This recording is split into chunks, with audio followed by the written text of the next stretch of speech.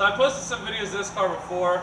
It's a 2017 ZL1 Camaro. It has a ROTO FAB intake on it and long tube headers with an X-pipe, and then it's running the factory system in the back. With the tune, it makes some pretty impressive power. We got 650 horsepower out of it and 690 foot-pounds of torque. We're just doing some checkups today, make sure everything is okay, and going from there.